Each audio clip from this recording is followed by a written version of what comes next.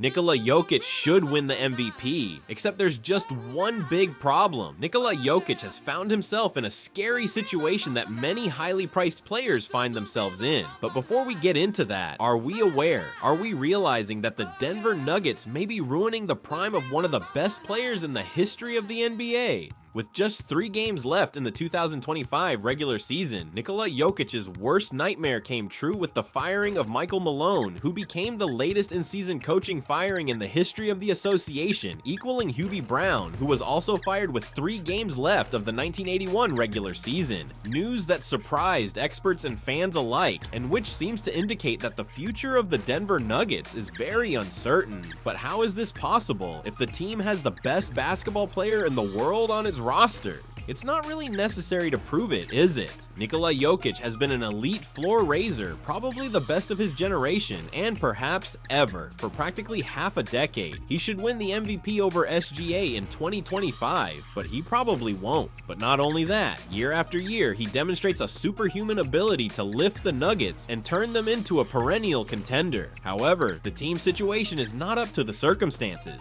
The Serbian center has been involved in a series of decisions that he did not make, but which have ended up affecting his legacy, perhaps to an insurmountable degree. Is there any going back? Well, make yourselves comfortable, because today we are going to talk about the dark truth about Nikola Jokic, the one that nobody is realizing, and it's incredible. But to think that the kid who was drafted during a Taco Bell commercial has become the best player on the planet still seems surreal to me. In the era of pace and space, where even rotation players are top-notch athletic prodigies, this unathletic kid who claimed to drink more than 3 liters of Coca-Cola a day has been crowned king. But that is the reality in which we live, and seeing his evolution, this seemed inevitable. The reason? Advanced statistics were always on his side. Nikola was a player who did not fit into any mold. His style of play was simply unprecedented. He looked like a guard with elite vision trapped in the body of a center, something that, when he arrived in the NBA, had no place in the league. But when you're that good, you realize that the rules are there to be broken. Classic conceptions of basketball make sense until someone is capable of changing the game by themselves. Nikola Jokic proved his effectiveness not only by achieving a spectacular record season after season with the Nuggets with him as the leader, but also by demonstrating that his style of play was capable of winning championships when he did so in 2023. With the first ring in the history of the franchise, he became an icon in Denver, and it seemed in a way that the Nuggets would be able to establish a dynasty that would reign supreme in the Western Conference.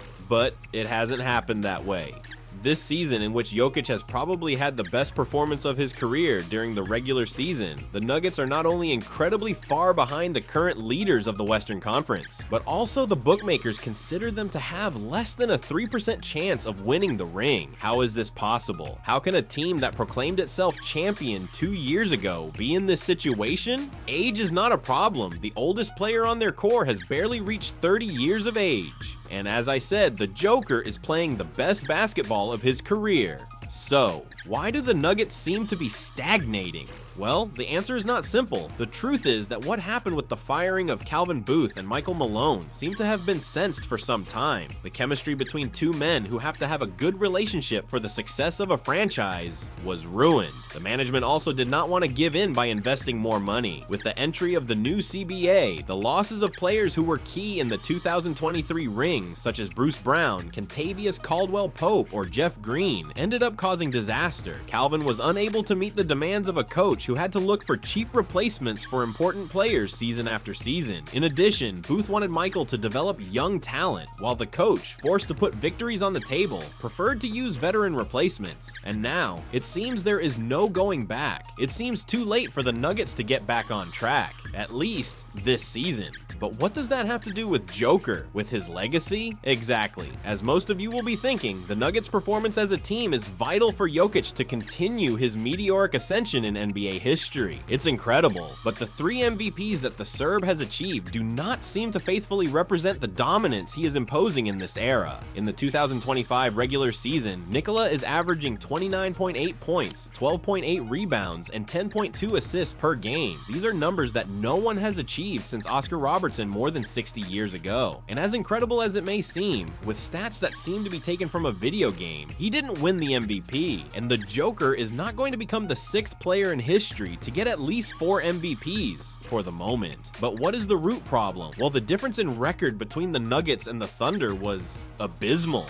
I know the debate is toxic, but let's face it, although SGA is a generational talent who will be at the top of the league for years and years to come, the Joker's season was better. Statistically speaking, it is. But it is also in terms of impact. I don't even want to imagine what the Nuggets' record would be if their superstar had suffered a serious injury, but I'm sure it would be worse than the one the Deep Thunders would have without SGA, or at least that's what the sample from the regular season shows. However, none of this matters, for one simple reason.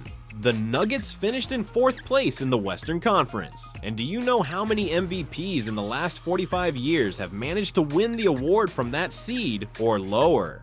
1. Russell Westbrook in 2017. The moment Denver doesn't get an astronomical record in the modern NBA, their superstar is practically expelled from the race. Is this fair? Well, that depends on what your definition of MVP is, but in a way, that's exactly the underlying problem. The journalists who vote for the MVP have a responsibility. The legacy of the league is in their hands. Legends are created and destroyed at their will. If they decide that one player is better than another, that is what will go down in history. And with this reality, many of them assume the role of avengers. They want to balance the scales. They have done so in countless cases. When a player completely dominates the league, they are quick to ensure that he does not monopolize all the records. Not even LeBron James could win more than 4. Not even Michael Jordan could win more than 5. Not even Kobe Bryant could win more than 1. When a player dominates for a long period of time, NBA voting undergoes a unique phenomenon. You could say that it is even natural at this stage. Every time this happens, so-called voters' fatigue comes to the fore. Journalists prefer to vote for the choice that makes the most historical sense, rather than simply rewarding the player who has done the most to deserve the MVP that year. A decision that, without making any real sense, is made season after season. A problem that, like tanking or referees, the league has not been able to address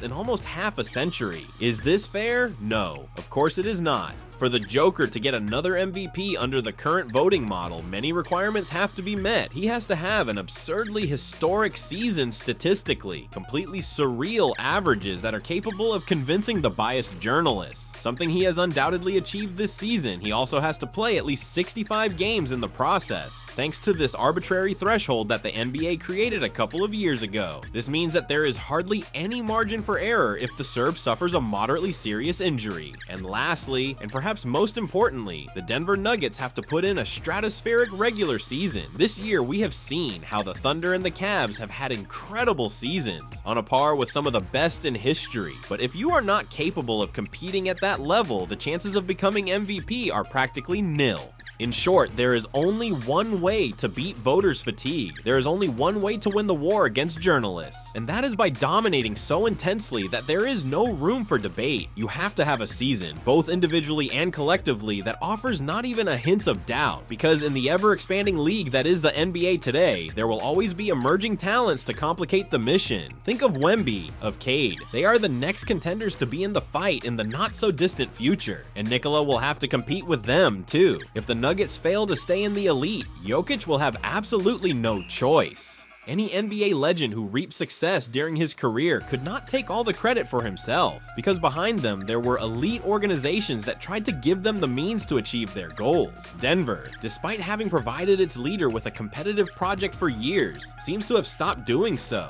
and perhaps the legacy of the Joker will never end up being as brilliant as he deserves. Maybe there is no going back.